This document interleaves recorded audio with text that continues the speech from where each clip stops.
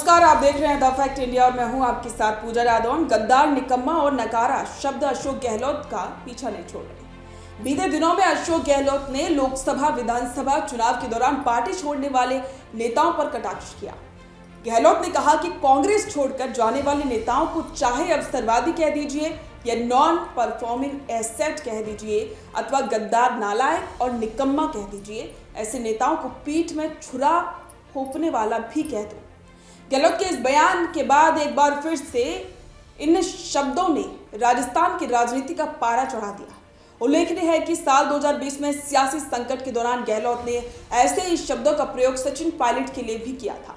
ताजा मामला यह है कि इसको लेकर सचिन पायलट के करीबी रह चुके खिलाड़ी लाल बैरवा ने गहलोत पर पलटवार किया है।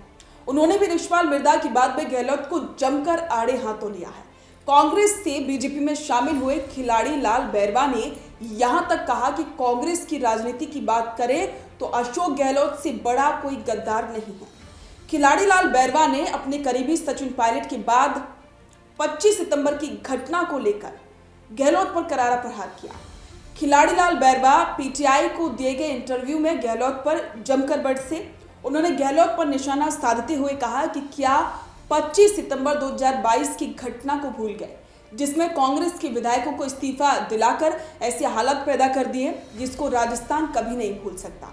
उन्होंने बड़ा हमला करते हुए कहा कि कांग्रेस की राजनीति की अगर बात करें तो उनसे बड़ा कोई गद्दार नहीं है। खिलाड़ी लाल बैरवा के इस बयान से सियासत में जमकर हड़कंप मच गया है। बता दें कि इस विधानसभा चुनाव में खिलाड़ी लाल बैरवा का टिकट काट दिया गया था। इसको लेकर बैरवा ने गहलोत को ही जिम्मेदार माना था। इसके बाद खिलाड़ी लाल बैरवा ने कांग्रेस का दामन छोड़कर बीजेपी ज्वाइन कर ली थी। इस दौरान खिलाड़ी लाल बैरवा ने गहलोत को जमकर आड़े हाथों लिया था और इसमें कोई कसर भी नहीं छोड़ी। उन्होंने कहा कि स्वाभिमान बचाने के लिए उन्होंने कांग्रेस छोड़ी है क्योंकि वो अपने आप को जलील नहीं कर सकते थे। उन्होंने कहा कि गहलोत अब जिस तरीके के शब्दों का इस्तेमाल कर रहे हैं, कांग्रेस के छोड़ने वालों को गद्दार, नालायक और निकम्मा कह रहे हैं, ये भाषा शोभा नहीं देती है। उन्होंने गहलोत पर निशाना साधते हुए कहा कि ये शब्द हम भी कह सकते हैं कि गहलोत ने कब कब क्या क्या कांड किया, कैसे पार्टी और हाईकमान को धोखा दिया। उन्होंने कहा कि गहलोत ने हर जनाधार वाले नेता को खत्म करने का प्रयास किया है। भजनलाल सरकार के संसदीय कार्य मंत्री जोगाराम पटेल ने भी गहलोत पर जमकर हमला किया। उन्होंने कहा कि गहलोत के बुरे दिन अब आने वाले हैं। उन्होंने निशाना लगाते हुए कहा कि 4 जून के बाद कई लोग अशोक गहलोत का साथ छोड़ने वाले हैं। उन्होंने कहा कि अशोक गहलोत ने अपने पुराने साथियों को नकारा, निकम्मा और नॉन परफॉर्मिंग एसेट बताया जो कभी उनके एसेट हुआ करते थे।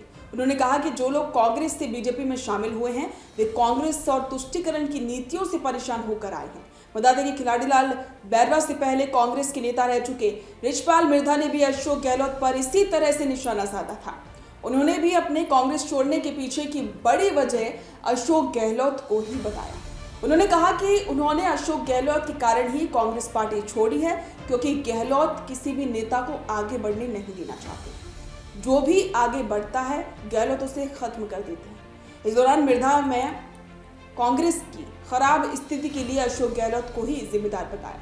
उन्होंने कहा कि गहलोत को जो भी बयानबाजी करनी है 4 जून से पहले कर ले क्योंकि उनका इम्तिहान तो जालौर के चुनाव परिणाम में आएगा। जालौर का रिजल्ट सब कुछ बता देगा। इस पर आपके विचार हमारे साथ साझा करें और बने रहें द फैक्ट इंडिया के साथ।